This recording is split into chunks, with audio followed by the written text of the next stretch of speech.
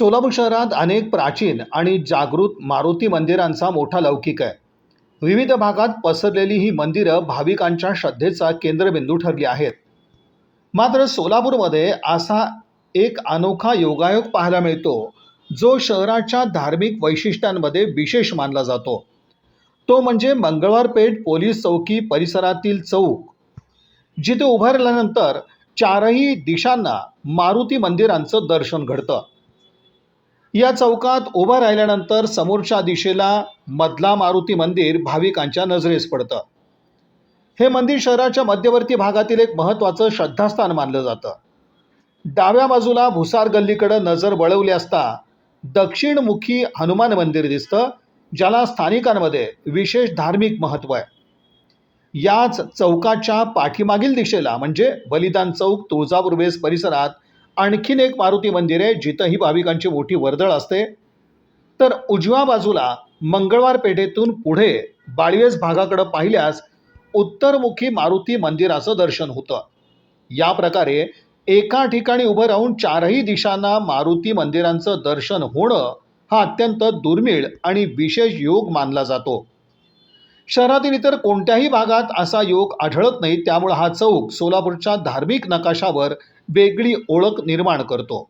विशेषतः हनुमान जयंती, मंगळवार आणि शनिवारी या ठिकाणी भाविकांची मोठी गर्दी पाहायला मिळते. अनेक भक्त या चौकात उभं राहून चारही दिशांना नमस्कार करून दर्शन घेतात. स्थानिक भाविकांमध्ये या चौकाबद्दल विशेष उत्सुकता आणि स्वाभिमानाची भावना दिसून येते.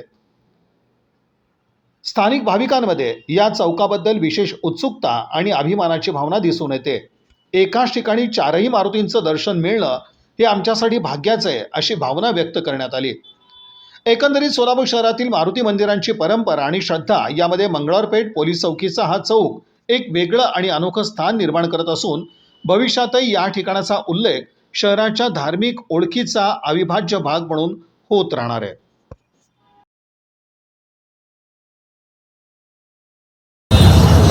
मी हनुमंत रामचंद्र येरीकर मधला मारुती पुजारी. आज सकाळी मारुतीला लघुरुद्राभिषेक करण्यात आला. त्याच्यानंतर रामरक्षा सामूहिक पठण, त्यानंतर मारुती स्तोत्र, रामनामाचा जप. बरोबर 6:22 हनुमानाचा जन्म गुलाल धुवून झाला. त्यानंतर भक्तांना प्रसाद वाटप करण्यात आले. मारुती रायापाशी सगळ्या भक्तांना सुखाचे, शांततेचे, आरोग्याचे, निरामय आयुष्य जावं अशी प्रार्थना करण्यात आली. त्यांचं सगळं आयुष्य सुखमय हो अशी प्रार्थना करण्यात आली. आणि यावर्षी नूतनीकरणात करण्यात आलेलं आहे मारुतीचं. नमस्कार, मी बाळवेसवरून मारुती मंदिरची पुजारी भाग्यश्री विशाल पतंगे बोलते. बाळवेसमध्ये आमचं मंदिर आहे उत्तरमुखी हनुमान मंदिर. इथले आम्ही पुजारी आहोत व दरवर्षीप्रमाणे इथं एक कार्यक्रम गाजवला जातो हनुमान जयंती दिवशी. व सगळेजण भाविक भक्त मिळून अशी सजावट करतात, आरती करतात, महाअभिषेक होतो आणि सगळेजण मिळून अशी महाआरती करतात. व आम्ही असं सगळेजण भाविक मिळून असं खूप मोठा कार्यक्रम साजरा करतो. व तुम्ही पण या आणि आमच्या मंदिराला आणि दर्शन घ्या. तुळजापूर मारुती मंदिर दरवर्षीप्रमाणे सालाबादप्रमाणे आपलं महाउत्सव साजरा करत असतो, जन्मोत्सव. आणि ह्या वर्षी पण तसंच पहाटे 4 वाजल्यापासून अभिषेक, महापूजा, रुद्राभिषेक असे बरेचसे प्रकार होत असते. त्यानिमित्तानं सर्व भाविक आपला लाभ घेत असतात. आणि त्याच्यानंतर भाविकांना महाप्रसाद वाटप, 12च्या नंतर पूजा झाल्यानंतर महाप्रसाद वाटप करतो. प्रत्येक वर्षी आम्ही हा कार्यक्रम मनापासून करतो. आणि सगळ्या आमचे माजी नगरसेवक वगैरे सगळे आहेत, हे सगळे आपल्याला मदत करतात. सगळेजण आपल्याला धावून येतात. ह्या गल्लीतला सर्व परिसर आपल्यासाठी धावून येतो. तुळजापूर मारुती मंदिर हे जागृत मंदिर आहे. आणि आपला हे परिसर जो आहे बलिदान चौक, तुळजापूर मारुती मंदिर, हे सगळे परिसरातले आपल्याला धावून लोक मदतीला येतात आणि उत्सव साजरा करण्यासाठी हातभार लावतात.